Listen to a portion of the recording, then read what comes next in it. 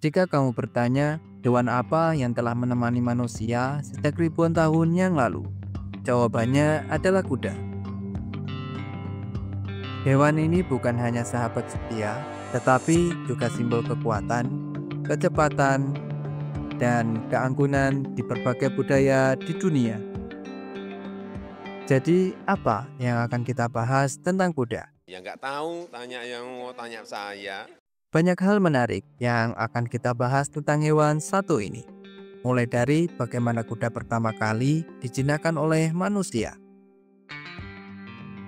Lalu apa perannya dalam peradaban? Hingga fakta-fakta unik tentang kuda, seperti bagaimana kuda bisa tidur sambil berdiri. Atau kuda terkecil yang tingginya tak lebih dari 50 cm.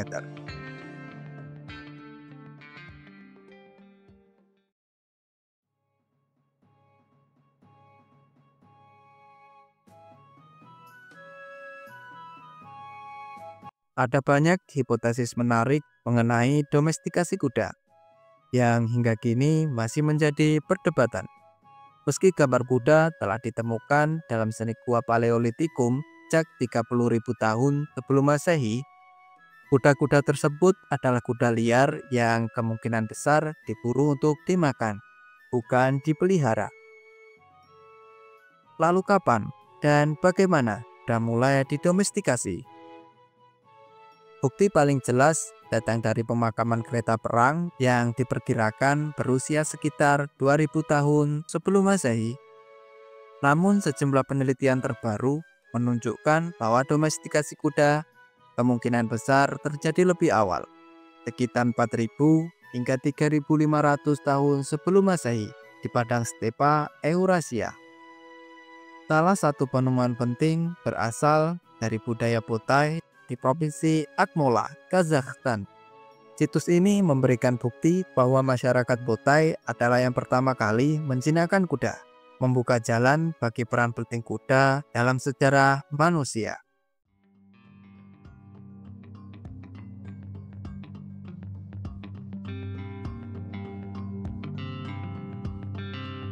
Kuda punya peranan besar dalam membentuk sejarah peradaban manusia, dari perang besar sampai ngarit rumput. Kuda selalu ada. Bayangkan, dulu gak ada mobil, gak ada kereta api, gak ada pesawat. Tapi semua berubah setelah Gojek datang. Maksud saya semua berubah setelah kuda datang. Kuda adalah transportasi utama pada zaman dahulu. Mereka nganterin orang dari satu tempat ke tempat lain, membawa barang yang memudahkan manusia. Bahkan diajak perang pun, hayu gas, kendre.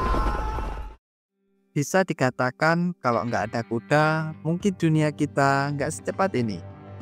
Jadi kalau kamu kejebak macet dan mengeluh, mungkin jika kuda bisa ngomong, dia akan bilang, isih penak zaman kuto.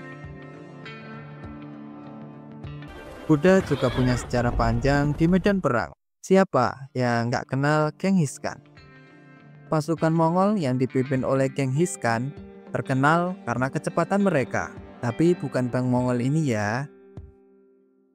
Kavaleri Mongol bisa bergerak sangat cepat, menyerang musuh dengan serangan mendalam.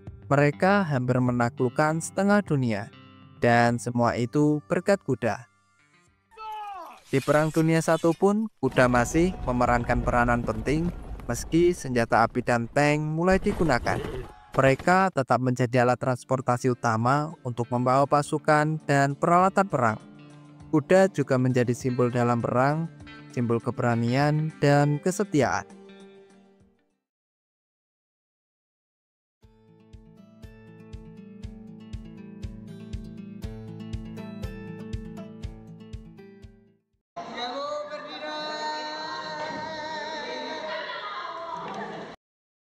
Tidur adalah hal penting bagi semua makhluk hidup, tak terkecuali kuda.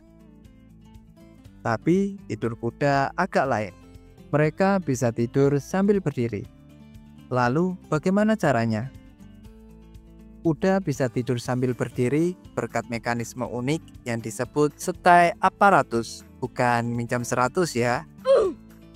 Ini adalah sistem tendon dan ligamen pada kaki kuda yang memungkinkan mereka mengunci sendi di posisi tertentu. Di alam liar, kuda adalah mangsa. Tidur sambil berdiri memungkinkan mereka untuk tetap waspada terhadap predator. Tapi tidur sambil berdiri biasanya hanya tidur ringan atau non-REM sleep. Sedangkan untuk REM sleep-nya atau tidur nyenyaknya, kuda harus berbaring. Karena tubuh mereka perlu benar-benar rileks agar bisa memasuki tahap ini. Namun kuda hanya butuh tidur nyenyak selama beberapa menit setiap harinya. Gak kayak saya yang habis bangun tidur lagi. Jika kendaraan ada Metro Mini, kuda juga punya kuda mini atau kuda poni. Ini adalah jenis kuda yang sangat kecil. Ukurannya tidak lebih dari 50 cm. Bahkan diantaranya bisa lebih kecil dari anjing besar. Meskipun kecil, kuda mini tetap mempunyai sifat kuda besar seperti kecepatan dan ketahanan.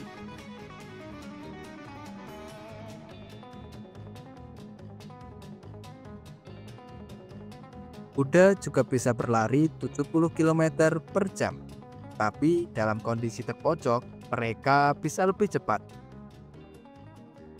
Kuda tidak hanya kuat dalam hal fisik, tetapi juga mempunyai kemampuan mengenali wajah manusia. Kata-kata hari ini, Mas. Mungkin yang nggak bisa mereka ingat hanyalah mantan, karena mantan memang harus benar-benar dilupakan.